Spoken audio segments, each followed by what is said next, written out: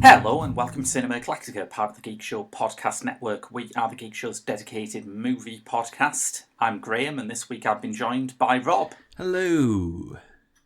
And we had... we're in kind of a weird place where this is the big new release, isn't it? Yeah, it's one of these odd novelties. It's like a new movie that we can see. It's not reissued or anything. It's like fresh completely, which is fab. It is wonderful. And it's also kind of a sign of how the cinema ecosystem's been turned upside down, because normally, you know, the big release by this time of the year would be one of the first blockbusters, maybe a superhero movie, maybe something with Tom Cruise. Not usually a psychedelic dance movie from the director of No. Yeah, I mean, the biggest movies so far this year are, I'd say, Parasite and The Invisible Man. Yeah. Yeah, I mean, that's odd. That is quite weird, isn't it? Yes. I mean, I feel kind of responsible for this, because when Bond moved away at the start of all of this, when that moved out its release date, I made a joke at a production meeting that, there's a new Andrew Cotting movie out that week, that'll move up to be the blockbuster of the season. But that happened! My joke actually happened! That's how you know we're in the dark times. Yes. We are in the darkest timeline, people. Or, realistically, a timeline where we get to actually focus on interesting independent cinema from around the world rather than big blockbusters, you know. Yeah, I mean, yeah, it's fair. That's fair. Because, yes, this is a film from the director Pablo Larraín, who made Tony Manero, No, and in his one American film to date, although he is planning another, Jackie, which we had as Film of the Week a couple of years back. And anyone who was worried that he might be getting a bit too commercial should have their mind put at ease by Emma, I think. Yeah. I mean, I was worried when, you know, you think he is obscure. Think whatever this show might give you the impression of, he is an obscure director. But when he made a movie which was in Oscar contention, yeah, in the case of Jackie, I was worried we had another Florian von Decker-Schnecker in. I don't know what his real name is, but that's what I'm calling him. Yes.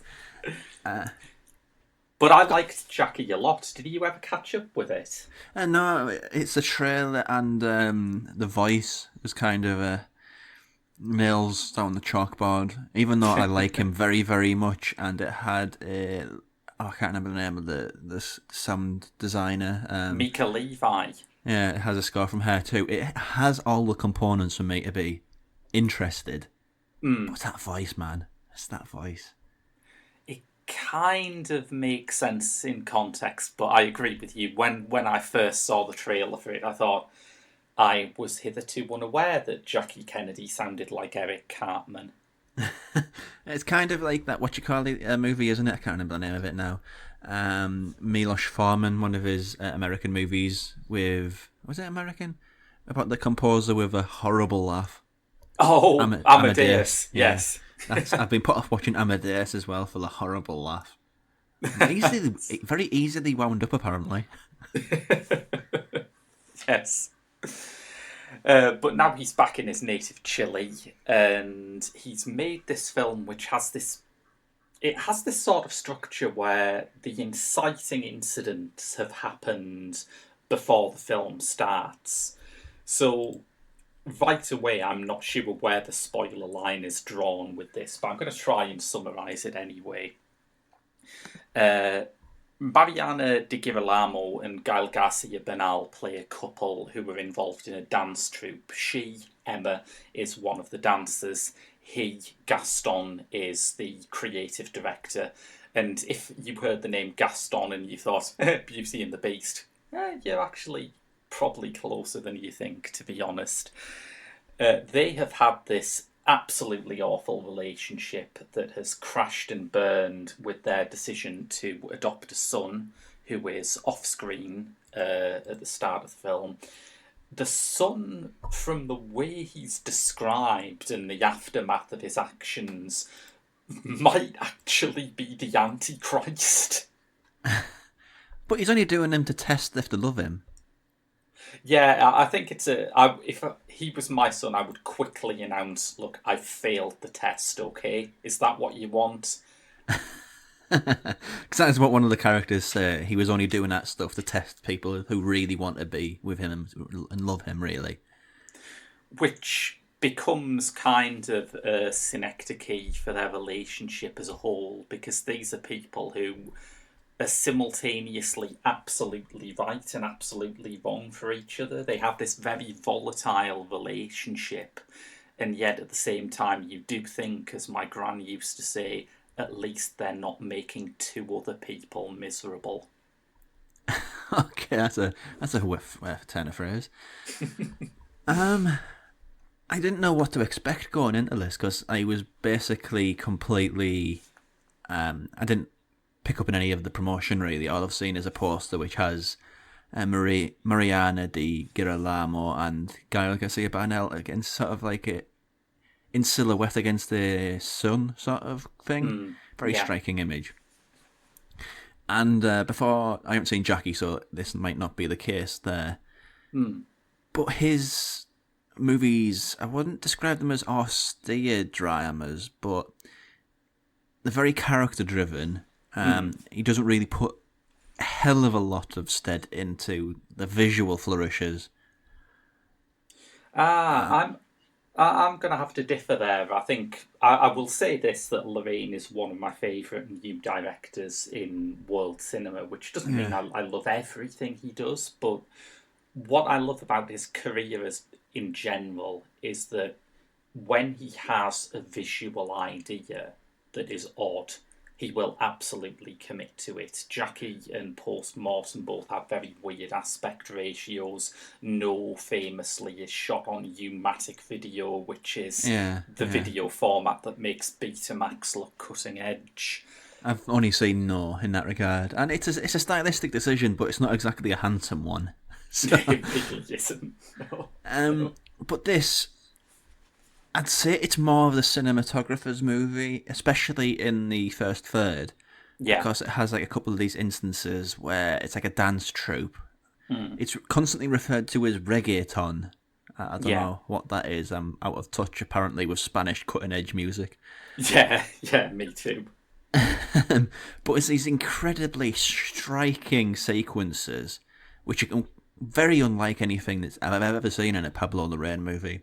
It's just a throng of bodies dancing in this massive room with, at one end of the room, like on the poster, this big sort of star or sun thing.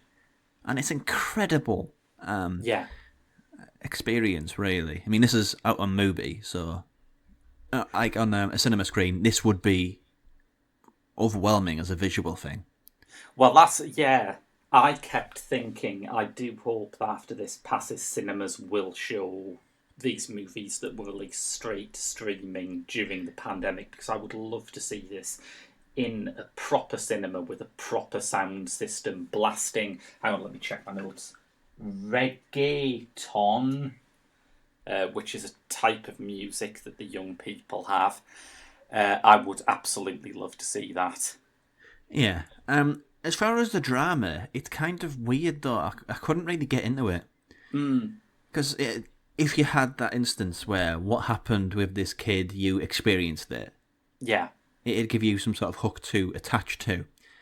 But most of the movie is about how horrible they are to each other. Yeah. And there's a few great scenes. There's a scene which particularly I enjoyed in which Gael Garcia Bernal basically called modern pop music absolute trash. Which was like, yes, you're on the right one there. That's a good scene. I did But think that was interesting actually because it is, as I said earlier, Levaine's first film back in America. He will do another one. It's been announced, but it is kind of funny that for his first film back in his home country, he has Guy Garcia Bernal yelling about people who are just going to go to LA and take selfies all the time.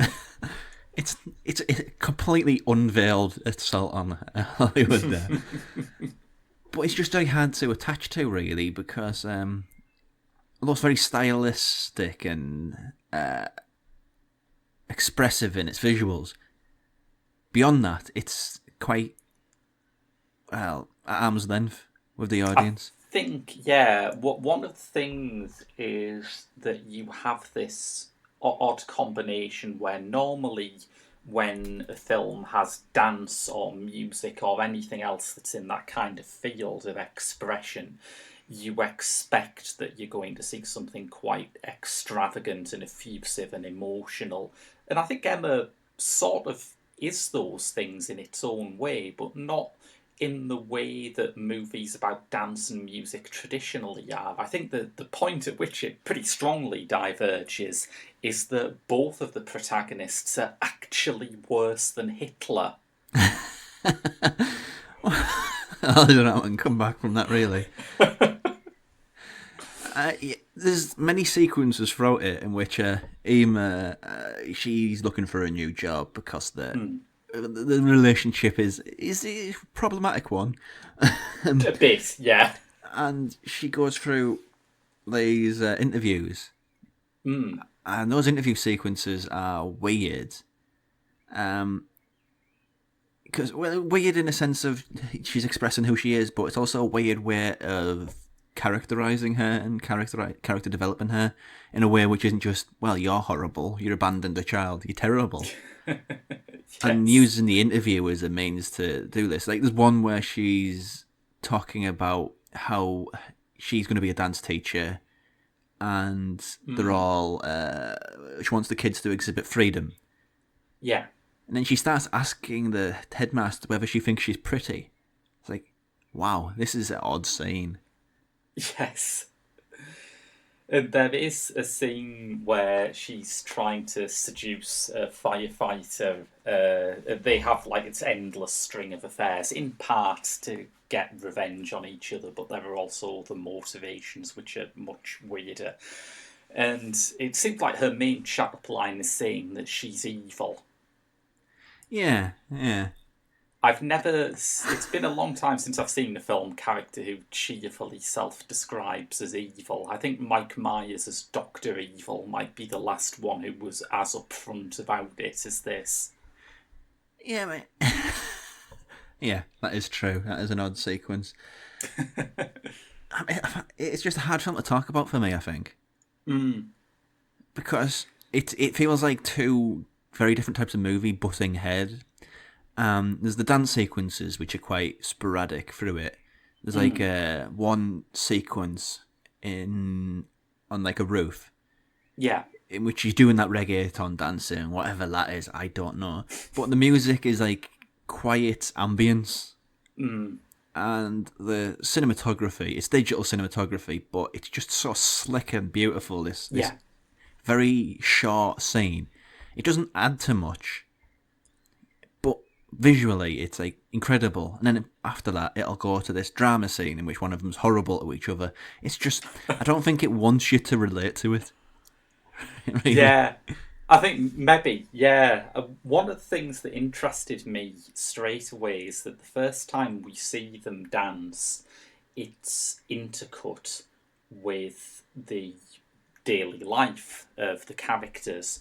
So it's kind of breaking down that idea of a dance sequence. And I suppose looking at it in the cold light of day, you might say, well, of course it will intercut these things because dancing is this character's job. So it's just showing a job intercut with, other things that she does in a day.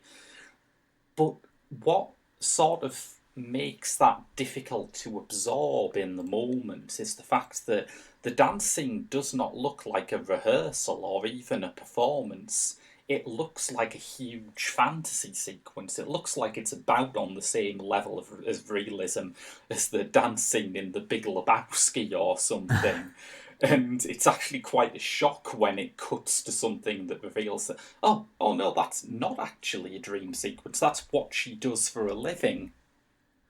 Yeah, I don't know how you do that for a living. I mean, where would the audience go? It's just such a Yes. odd thing, really. But for me, the one aspect of it that I could really get behind was the cinematography.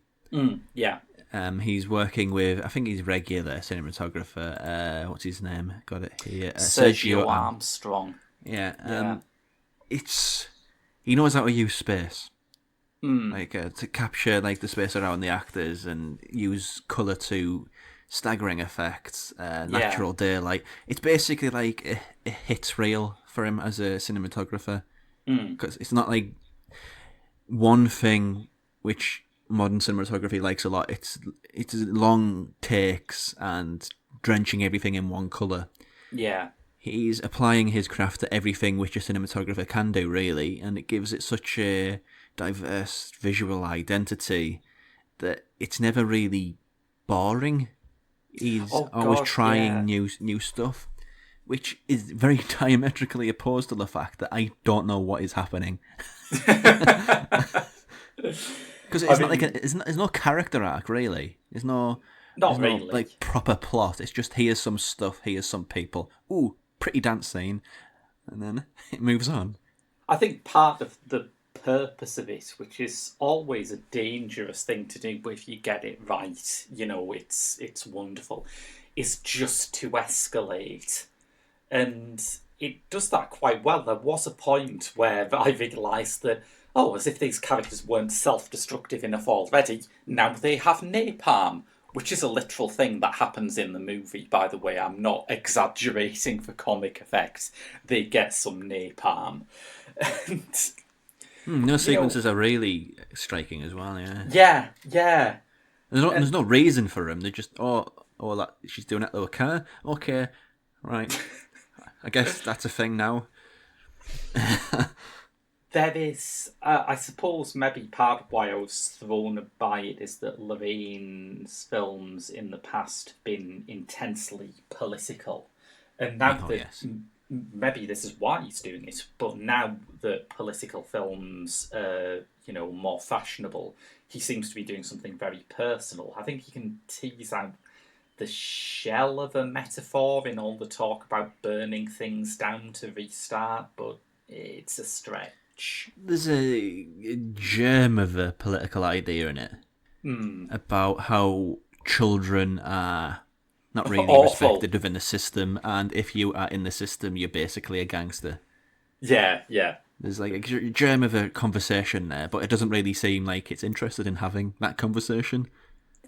No, it's interesting going in a different route, which is more experiential, and I guess is something that's always been kind of present in his work. I saw his debut, which seems to be like the one that everyone forgets about, Fugue, which is about classical music, and it suffers immediately from the fact that I don't mind reading about classical music, but on the whole, I refuse to listen to it.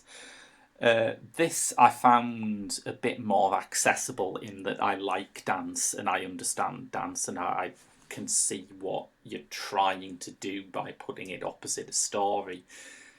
I think in the end, part of why I liked it is just such a strange thing for someone in Lorraine's position to do. Yeah, I can say that. Yeah, it's kind of like only God Forgives doing that after Drive, which was this incredible success that nobody expected. It's kind of a reaction. You think you like my movies? I'll give you one of my movies, and Yes. then that happens. But despite all my shortcomings, it's not really dented my opinion of Pablo Larraín, because he's willing to try something. Yeah, If you look at yeah. each one of his movies, it's not the same. He's never resting on his laurels. He's got like a heavy political advertising movie, which is built around sort of a antiquated technology. Yes. Um, he's got a dance movie of a very different kind, which is basically like a slasher in concept. In Tony Manero, wasn't particularly a fan of that, but nonetheless. And The Club, which is a very austere drama about the problems in the Catholic Church. The Club, the more I think about it, is one of my favourites of his. It tends to get overlooked because I guess people just see where it comes in his career and they think, oh, right, in between doing the Pinochet trilogy and going to America, he just knocked off a quick one in this one house. But Yeah. no, it's terrific, I think. I mean, he's a hard sell to get people interested in Chilean cinema because the very idea of liking Chilean cinema makes you pretentious, but he's one of these directors who he's very accessible in the fact that he isn't one thing. Yeah, there will be a Pablo Larraín movie for everyone. And this is Pablo Larraín's art movie, Yeah. which, not being a big fan of art movies, it's a little alienating for me. But like I said, as a visual piece, I think it's remarkable, and it would be astonishing on a big screen. Did you have any ideas for a recommendation to go with it? It's difficult to see. It isn't half, isn't it? I mean, the only one that really come to mind is one which will probably pop up in Question of the Week. But here we go. Climax. Ah, yes, yeah. Which I have seen a few people mentioning alongside this movie. My brain is completely. What's the name of the director again? It's been a long Gaspar day. Noé. Yeah, I thought it was. Yeah. Gaspar Noé, who's we've got a opinion of him on this show, all right? He's done a few movies which are tantamount to porn. I think Love in particular is just porn. He's done a few movies that, in my opinion, are tantamount to war crimes. That too. But I wouldn't say it's his attempt to be mainstream, but at the same time, it's an abstract movie about dancers. And it's all purely about the visuals. It skews to a lot of horror movies and the horror movie language, which makes it more approachable and accessible for me. But again, it's a lot of horrible people being horrible to each other. Yes. With some incredibly striking dance movements, and it's possibly the best juice out of, I think it was Aphex Twin's Window Licker in cinema history. Wow, okay. I don't think that's a long list, but it's top of that list. I mean, it technically has to compete with the video for Window Licker in that category. Yeah. And Window Licker, yeah, once seen, never, ever, ever forgotten. So true. I had two that I thought of. The first is a film that it's always sort of seen clips of and always been fascinated by, but finally managed to watch in full for the first time recently. Possession by Andrzej Zulawski. Okay. One of the things that strikes me about Possession and a lot of Zulawski's films, because I recently watched That Most Important Thing, Love, which is a film that does the impossible and is crazy before Klaus Kinski appears on screen. I don't think that's possible. I think you're making lies up. But one of the things about his work that I really value is that he has this way of blocking actors and getting them to stand and sit and pose that has nothing to do with naturalism. You have this one shot that all lingers with me from Possession where Isabel Adjani and Sam Neill are having an argument and they're sat at like this 90-degree angle with their backs against this mirrored pillar talking out away from each other, which is not a position any human beings have ever sat in to have an argument, but something about it makes sense. And I think there is that aspect to this film. It's about making a film about a failing relationship in a way that says, okay, everyone's seen the Kramer versus Kramer version of this story. How do we do one that gets the feeling but misses the reality? Yeah. The other thing I was thinking of was I recently watched not live, theatre broadcasts that have been recorded live, which you're probably aware a lot of theatres have been doing while the coronavirus has closed everything down. Yeah. Keeps them Yeah. current and out in the world, yeah. And, the National Theatre's done it, and the Globe's done it, and the RSC, but also some smaller independent theatre companies have, including Rosie Kade's Dance Theatre, who have put online a performance from a couple of years back called MK Ultra, which is a dance piece about the history of the CIA's attempts to brainwash civilians and how these things have affected popular culture, with narration and documentary inserts by Adam Curtis. Oh, wow, that's a ticky list of things, isn't it? It is available now on YouTube, and I think, give it a look, partly to see the kind of modern dance influences that Lorraine is drawing from here, but partly because, let's face it, by this stage in lockdown, we're all probably mad already. It doesn't hurt to give it an extra push. Yes. You have to go out and feel for people like Adam Curtis in times like this. Yes. It must be especially hard for somebody as insane as him. I suppose the boon is that he was self-isolating in a weird cabin with loads of old news clips years before the rest of us were doing this. He was doing it way before it was cool, yeah.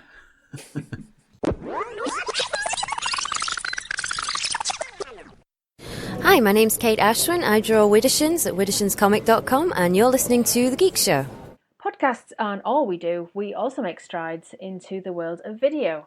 If you like what you've heard and want more, then head on over to YouTube and search for The Geek Show. On our channel, we have video game and low-budget tech reviews, video game chatter in Press X, animation discussions in Keyframe, movie visual essays in Shortcuts, needlessly nerdy lists with Listomania, interviews from our travels, and much, much more. The future's bright, and who knows what else it holds, so don't forget to search for The Geek Show. Subscribe and click that notification bell to stay up to date. So if you're enjoying what you're listening to, there are several ways you can show our support. You could, at the most straightforward, just give us a like and a rating and a review on iTunes or whatever podcast provider you listen to us on. It does help us significantly with visibility in magic algorithms. Or if you want to go a bit further, you could donate to our Patreon at www.patreon.com/The Geek Show, where there will be exclusive episodes available soon. You can find us on Facebook, just search for The Geek Show, and we're on Twitter at TGS_The Geek Show. So welcome back. If you head over to www.thegeekshow.co.uk, as well as finding all of our other podcasts, of which there are many, you'll also find new written stuff. And after the massive torrential downpour of last week, we only have one thing this week. We're all knackers. Which is from me. Roger Corman is known for producing 1 million movies in his lifetime. Yes. Not exaggerating, he really did. He also directed a few things. He does like Roger Corman, Vincent Price, poor adaptations. They're very, very famous. But he also did Man with the X-Ray Eyes, which is out now on Second Sight. And somehow, I have no idea how I managed to get 1,000 words out of that, but I think Mark C is a bad influence. Yes, quite possibly. Is that the only thing we've got on? Oh, at time of recording, yes, but by the time of episode going live, Kwaidan from Masayaki Kobayashi should also be up. Very, very famous ghost movie, Portmanteau. Which we've done on the podcast before, right?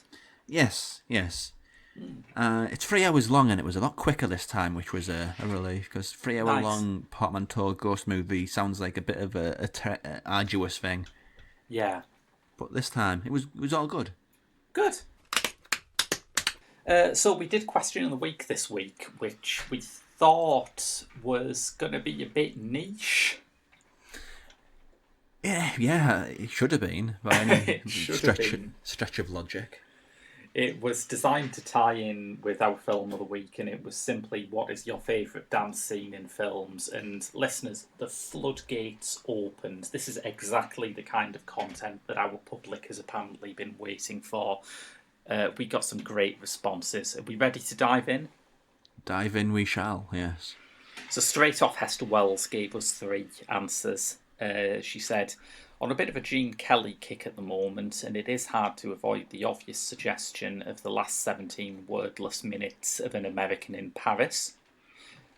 At the other end of the scale, not technically impressive or particularly memorable as a dance, but dramatically, I always remember the dress waltz as the only good bit of Ridley Scott's legend. But he's got Big Horn Guy. That's surely amazing. The big horn guy is Tim Curry, isn't it? It is indeed. I mean, that's memorable, surely. Oh, yes. And then she just posts, ooh, ooh, and posts a YouTube clip of the As the World Falls Down number from Jim Henson's Labyrinth, which, what else do you need to say? Indeed. Yeah. Like Dance Magic Dance you could also include, but I think that's a bit obvious, isn't it? Yeah, if it's got dance in the title, it probably is a bit easy. Yeah, fair. Chris Browning says the closing credits to Stanley Tucci's The Imposters, also the dance scene at the school in Strange Behaviour. Mark Lovins simply posts a link to the asylum inmates dancing to It's a Sin by the Pet Shop Boys in Bronson. Not seen Bronson. Oh, really? Yeah, it's evaded me for a long time. Worth catching up with. I think that and Drive are the Nicholas Winding Refn movies that people who do not usually like the long and winding Refn really enjoy. Well, he's adamant on ruining his reputation with his streaming service, isn't he? So we'll see. Mikey Toes says the Born to Hand jive scene from Grease, one of my favourite scenes of the whole movie. All the card, including extras, were in it. I think that's meant to say cast, actually. Yes, not the card. So that's unaccountably slow of me not to realise that. The dance routine after it was interrupted by those so-called mooners, and just because it wasn't your face, don't think you can't be identified. Okay. Tim Wilkinson Lewis says, I like the bit in Oh Brother Where Art Thou, where George Clooney is singing on stage and John Turturro and the other fella are behind him dancing like total idiots. Can't even remember that. It's fab. Mark Lawrence also piggybacks on that by saying also that bit in Hail Caesar with the no dames sailing dance routine. That is fabulous. Great, yeah. Oliver Lewis says the cafe dance scene in Band Apart is great, of course. Of course, yes. That one. Yeah, I know that. Totally. You should know that. It's the one that inspired Tarantino to do the dance scene in the middle of Pulp Fiction. Oh, well, I guess I'll check that out then. That's a reason to justify that. I'm repeating myself here, but Band Apart is the Godard film for people who don't like Godard. Lots for people who don't like Godard, though. If you want to continue not liking Godard, well, you can't really miss. There's lots to pick from. Yes. Sandra Hill says Anna Leonwans. I'm not pronouncing that right, but Anna, I from The King and I. Yes. Yeah, later also starred in With Neil and I. Using her big skirt to make the King of Siam keep his distance. Iconic. My mum also mentioned The King and I, said the bit where the King stomps out of the room is proper John Sargent level dancing. Okay. Paul Boston says, and it's one that we've brought up earlier, the choreographed dance from the beginning of Gaspar Noé's Climax. Yes. Very, very good. John Smith says dancing barefoot on broken glass to save a man's life in Cholet. And Tequila from Pee-wee's Big Adventure. Not seen that either, yeah. I've never seen that. Yeah, a lot of people do like that film. But yes, even at the heights of my Burton stage, I never quite got round to Pee Wee's Big Adventure. And finally, on Twitter, our colleague Aidan says Denis Lavant's final scene in Beau Travail, simply amazing. And it really is. No one flails like that man. Is that all? That's all we've got off social media, yes. I have three. Good. The first one is the closing credits from Taika Waititi's Boy. Yes. With the thriller hacker. Yes. I would say it's worth the price of admission alone, but the film itself is also pretty great too. It is. I watched it for the first time recently, and it is absolutely wonderful and charming. Yes. The death scene from Suspiria, the remake. Yes. Is grisly, but it's a really inventive use of dancing. And the last one is from Korean movie The Wailing, in which there's an exorcism scene, which is some sort of tribal dance routine. And it's the single most impressive exorcism I've ever seen in cinema. And exorcisms is one of those things that there've been a few of them. And the bar is set particularly high from that one film. I can't remember its name. What was it? The Exorcist film that had loads of good exorcisms in it. What was that called? Oh, I don't know. I think we'll never know what that one is. Yeah, I don't know. National Lampoon's Christmas Vacation, I think it was. Yeah, with Chevy Chase doing all the exorcisms. It was amazing. Yes. I had a fair few answers as well. I recently had the enormous pleasure of watching Jacques Demy's The Young Girls of Rochefort, which I reviewed on the website, and I think might well be the greatest musical ever made. It's fighting talk for musical fans there. I know. I say it advisedly, but I am right. And I think the thing that made me realise that it was going to be that good is the opening scene where people dance in the streets. And not only is it a beautifully choreographed routine on its own, but the way the camera works with it is spectacular. It ends with the camera actually revealing itself to be on a crane, which flies up a story and into a first floor window where Catherine Deneuve is teaching a ballet class. So the dancing is going on two whole levels here. It's fabulous. Intriguing. I love that. I have a great soft spot for... There's a bit in The Gay Divorcee, the old Fred Astaire and Ginger Rogers movie called The Continental, where for the first part of it, it's just a two-shot of them both in close-up. And even before they've actually started dancing, they are somehow moving within this very restrictive frame in a musical way, which I found absolutely fascinating. I think one of the things that makes musicals hard to revive is that young stars for a long time don't really get taught dancing because there isn't really a future unless you go on Broadway or the West End or something in doing that. But you have a few coming up now. You have people like Taron Egerton and Margaret Qualley who really are very good dancers. But my final choice is one from that era when stars weren't really taught how to dance. And it's the closing number set to Things Are Looking Up in Whit Stillman's film, Damsels in Distress. Oh, Whit Stillman. Oh. I mean, he's not always my cup of tea. I find Damsels in Distress really charming, and I think that one scene stands out to me as the one thing from before the musical revival that we seem to be tentatively living through. The one thing from before then that actually made the fact that the cast are a bit amateurish work and look quite nice. The fact that Greta Gerwig is not a dancer and is a bit sort of awkward dancing, and the fact that you can see the tap board actually just increase the sense that you are watching the characters you have just seen in the movie just think, you know what, let's dance, let's have a song and dance. And that actually improves it for me. I don't think it would be better if the dancing was perfect.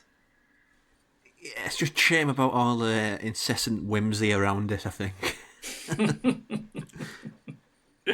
I like damsels in distress. It's the one thing where I can overlook the fact that Whit Stillman likes Jane Austen, which is not something I can normally forgive. Yeah, I remember that. That was passed around like a hot potato, that one. I have from Eureka Fritz Lang's final movie of his Mabuse saga, I guess you'd call it. Yes, she's one of the new judges on Strictly, isn't she? Yeah. Yes. It's an odd thing, Dr. Mabuse. The other ones are Mabuse, Dr. Mabuse, Der Spieler, the Gambler, and the Testament of Dr. Mabuse. The first one is a 4-hour-long silent movie, broke up into two halves. I think each half has its own individual name. And the second one is from like 1932, and it is an exceptionally modern and pulpy movie. Right. And this one, The Thousand Eyes, 1960 here. It's got roles, interesting role for names. Gert Frobe. He played. He's in Bond. Here Goldfinger. He played Goldfinger, yeah, and he's like a chief investigator. And one of the things that's consistent throughout these Mabuse movies is Fritz Lang is very respectful of the police. But what this is, right? This is denso plotto overload. So, I think it's got about 4 separate stories running simultaneously. We have a blind fortune teller who is just out and about town. He predicts things and he gets a lot of influential people on his side.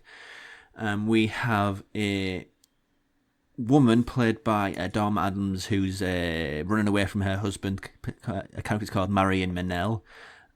She is saved from jumping off, this is very early, by Peter Van Eyck, who plays a character called Henry Tethers, like a millionaire. There's a relationship which blossoms there. We have the police investigation of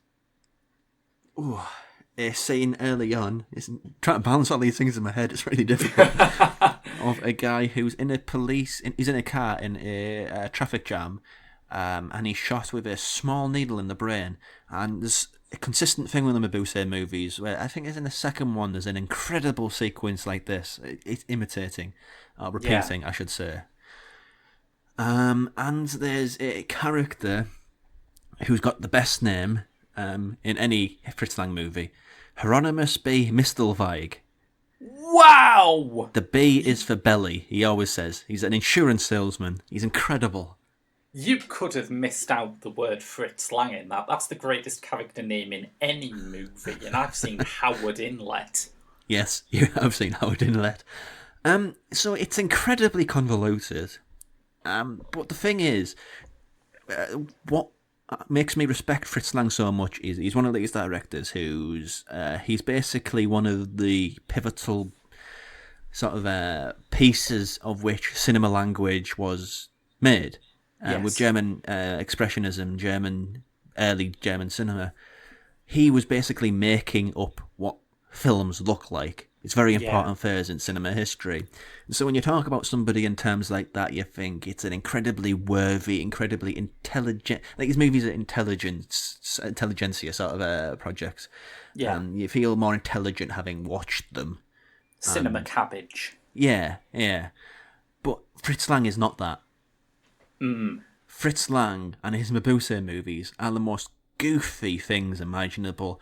They're basically the German equivalent of Saturday morning cartoons. Yes. Because the ideas, there's a scene in the second one in which he floods a room with somebody in it. Which is bold, to say the least. In this one, he has a load of great set pieces, and there's another scene where a phone explodes, like literally on set. It's not like a digital effect like it would be now. It's literally a phone exploding with actors there, Yes. which is something, I guess. But the centerpiece of it is the Thousand Eyes. It all takes place at this hotel, the Luxor, I think it's called. I can't remember what German city it is, but just it's the Luxor. Yeah. Things happen there, and something is afoot. There's murders, there's crime, there's weird stuff afoot. And every now and again, there'll be scenes of the relationship that's blossoming between Don Adams and Peter Van Eyck. Yeah. Eyck, I don't know how you pronounce it. And it'll move to this surveillance footage of somebody watching on a TV, and they'll move from one room to the other, and it'll appear on another TV. I don't know my history of cinema surveillance, but outside of actually Peeping Tom, it would have been around the same time as Peeping Tom, because that was 1960-ish as well, wasn't it? Yes. Yeah. So this and Peeping Tom are sort of instrumental in sort of voyeurism as a means of storytelling in cinema. I will go out on a limb and say I don't think Peeping Tom is very good. That is quite the limb. Because it is very beloved, but I don't think it's aged very well. It's quite... But this, it's Fritz Lang, and the thing I like about this is when he went to America, he made lots of noirs. They were variable in quality. Some were great. But noirs are noirs. I mean, outside of the cinematography, which uses like shadow to great effect, there's a kind of a uniformity to how they look. Yeah, he was playing by someone else's rules there. Yeah. Whereas in Mabuse, in the Thousand Eyes of Mabuse, he's basically using it as a toy box. The ideas that he's thrown around, the thing that I'd really refer it to is sort of the giallo, as in he's using this strict formula of what a police procedural should be, but he's thrown in all these weird and wacky ideas and character twists and incredible... Yeah, I've got to say that name again because I just love it. It's Hieronymus B. Mistelweig. He's an incredible character. He's one of my favourite characters I've seen in years. He's just such an enigma. It's got so many moving parts. Gert Frobe as the police investigator. When you think of him as name's gone again. Goldfinger. Goldfinger. I'm not a big Bond guy, that's why it's so easily out my head. But yeah, he's an incredible centerpiece for this too. It's just one of these things which is just so much fun. Watching a Fritz Lang movie has over time become cinematic roughage, hasn't it? He's one of the big dogs of cinema history. Yeah, I worry that people do think of him as homework sometimes. But even Metropolis and M, his most famous stuff is goofy as hell, and it's just so deliriously in love with the idea of experimenting and doing these weird things. Totally. And Mabuse is Thousand Eyes. It's for a final film. There's not many great ones. There's a few worthy ones. But this is probably the best big old dog of a final movie that I've ever seen. Big old mad weird dog. But yeah, it's just great fun. I've become the more of Mabuse I see, the more I just fall in love with this stuff. It's just wonderful, I think. I don't think it's for everybody. If you get a bit bored of the same old in police procedurals and you'd like to see someone just go nuts with it, I think you'll have a great deal of fun with this. But yes, that's out on Eureka Masters of Cinema, and I would recommend the entire set, to be honest, because it's a great series of movies. Well, we started doing something a couple of weeks back called Streaming Spotlight, a new feature which was interrupted by our streaming special. We didn't plan this out great, I'm not going to lie. Well, the deck was kind of made for us. It difficult. But one thing that I was wondering was whether we could also use this to treat the big streaming giants like another distributor, because after all, every week new things are quote unquote reissued on Amazon Prime and on Netflix. And I found something that's just come on Netflix that I think needs a bit more of a spotlight shining on it. I know you were a big fan of it. I know Mark Harrison, who's often on this show, is an enormous fan of it, and Mark Cunliffe. And yet we have never done this on the podcast. So when it appeared on Netflix last Friday, I thought this is probably the right time to review Adult Life Skills. Oh, yes.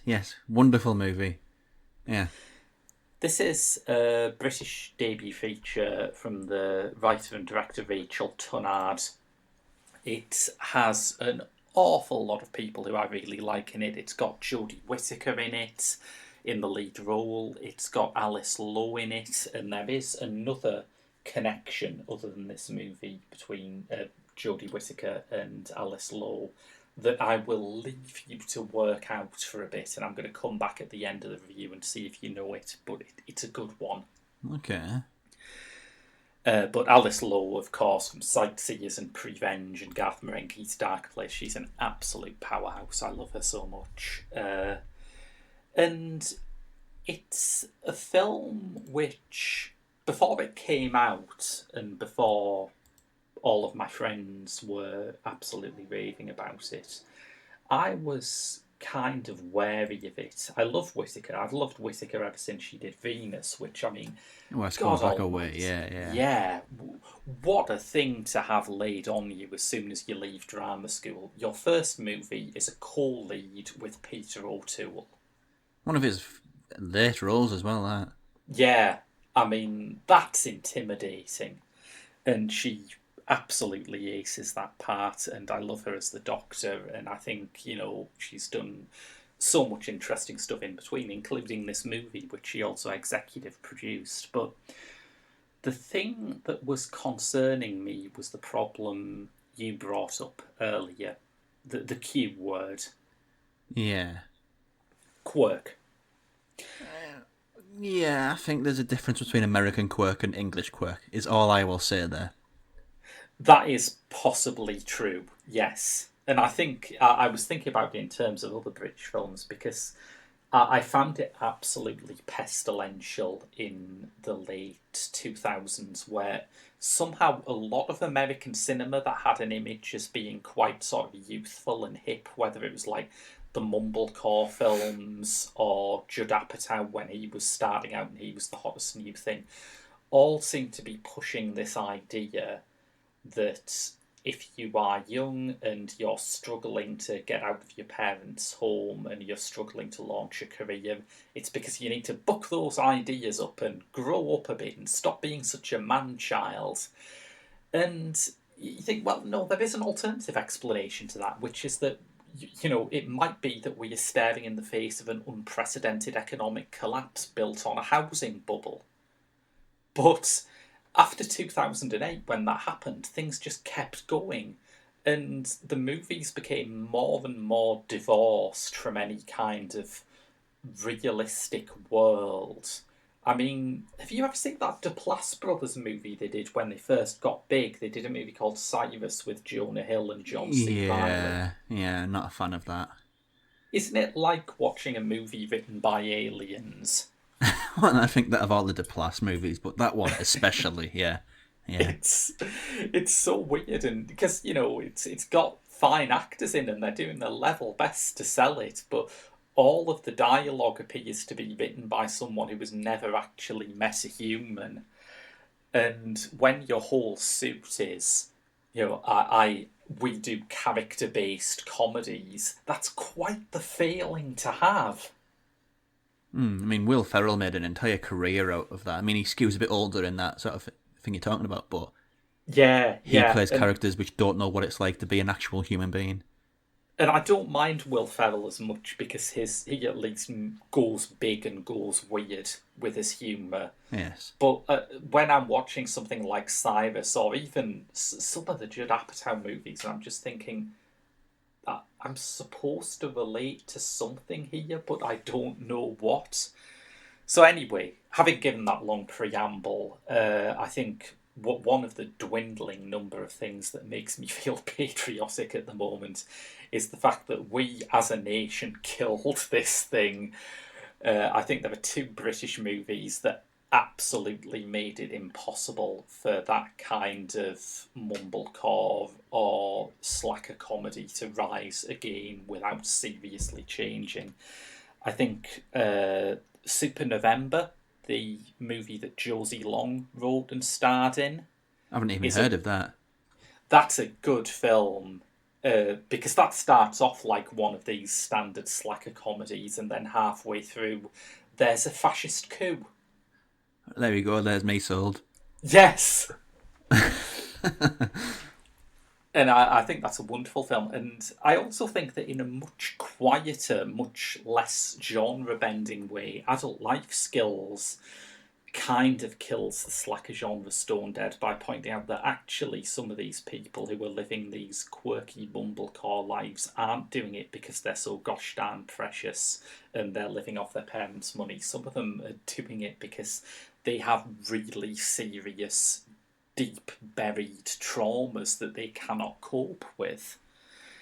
And I think for all, Adult Life Skills is a light and funny and charming movie, and it's small p political. It never, gets into whether the mental health services could be doing more for its characters, but it does actually grab that head on, and it is a much sadder, more affecting and poignant movie than I expected going in. Of course, it's very silly and has fun puppets. But oh yeah, is that too? Yeah. Part of the other reason why it works is that when it is going for quirky silliness, it's also really good. The movies that Jodie Whittaker's character Anna makes with her thumbs are very funny. It has a magnificent discussion on whether Yogi Bear is a nihilist or not. Yes. So, when it's doing the sort of things that are, they're not as crass, but are kind of related to that Duplass Brothers, Judd Apatow world. When it's doing things that could fit in their movies, it's doing a far superior variant on it. And then it also does a load of other stuff that really cuts deep and gets into mental health issues. The film, like quite a lot of British films recently, has a credit at the start saying it was supported by the Wellcome Trust, a charity that deal with mental illness and brain injuries. Like I say, a lot of British films recently have had collaboration from the Wellcome Trust. Electricity, the film where Agnes Dean plays an epileptic character, had Wellcome Trust involvement, as did Journeyman, which also had Jodie Whittaker, but the one where Paddy Considine played a boxer who had a brain injury. I remember that, yeah.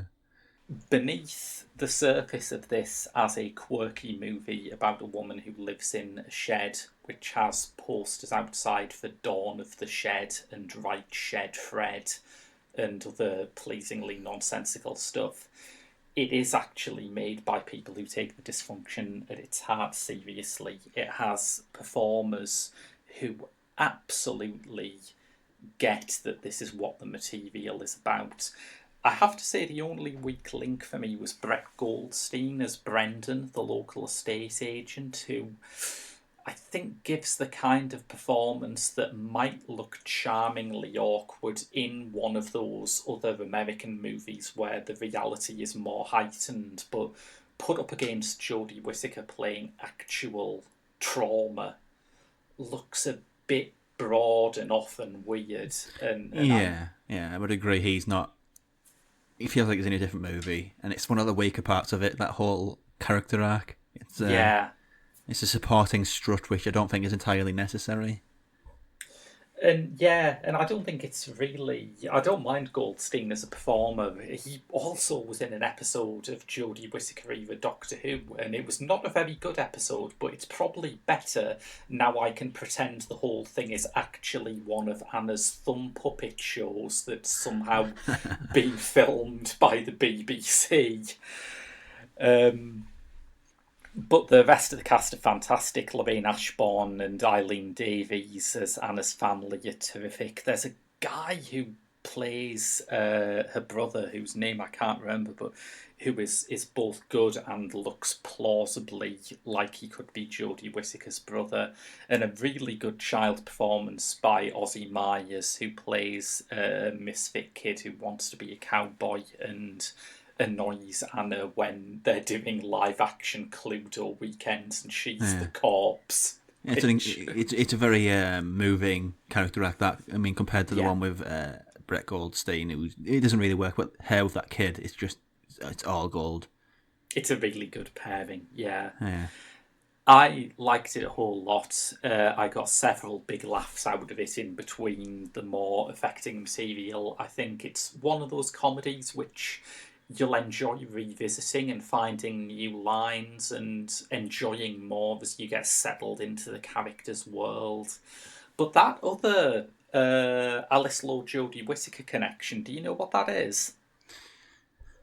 I don't know. I mean, actors in the UK are always in stuff together, so it could literally be anything. Yeah, I was kind of dreading you coming back and saying, oh, they were both in such and such, and thinking, oh, yeah, but the other one. The one I was thinking of was Alice Lowe has recently confirmed that she has started to write a biopic of the British avant-garde electronic musician Delia Derbyshire. And what TV show did Delia Derbyshire do the theme music for? Oh, now you're trapping me. It's Doctor Who, is it? It's Doctor Who. Yeah, absolutely. Is that a confirmation of her working on a new film, like directing? Yes, she's got. Oh, wonderful. She's got something new that she's directing. I can't remember what it's called, but she's also working on the Derbyshire thing. So there should be something with us soon from her. Alice Lowe is just absolutely delightful, both off screen and on it. Yeah, she really is. And, you know, normally when you talk about people's upcoming work these days, you think, oh, well, if they can, get through lockdown and film it responsibly. But I think Alice Lowe made a whole horror movie when she was about 5 months pregnant in a couple of weeks. She can do anything. If coronavirus comes from her, she'll knock it out. I think 24 days she wrote, produced and edited. Revenge. It's madness, isn't it? And she was 5 months pregnant, so she is brilliant. And if you listen to any podcasts in her, you want to be friends with her instantly. She's just one of those types of people. She's just very, very humble and down to earth and funny. Yes. Were you thinking of the Richard Herring one? Yes. Yeah, I heard that too. It's fantastic. Yeah, you just want to be friends with her. She's great. Right, so next week we've got a special, and it's a special I think a lot of people will find very appealing because towards the end of this month, Lionsgate have supplied us with some of the essential PPE that we need during this pandemic. I speak, of course, of the long-delayed home physical media release of Bong Joon-ho's Snowpiercer. Never ever thought this would happen. It is a good day. Yeah, absolutely. And to celebrate that, and to celebrate the fact that, he's had an all right year. Some ups, some downs, but I think more good than bad. We are having a whole goddamn Bong Joon-ho special because we can. I mean, you can't really miss of his movies. He is such a gem. And it's, smash after smash. I mean, I know some people make the joke of, I liked them before he was cool. And admittedly, I have liked him since Memories of Murder. I just think it's brilliant that somebody who's doing such uniquely weird Korean movies has basically become like a filmmaker rock star. I think that's wonderful. Yeah. If anybody deserves it, it's absolutely him. Completely, yeah. So that's what we're doing next week, a Bong Joon-ho special. And until then, that's been your lot from Cinema Galactica. I've been Graham. And I've been Rob. See you next week.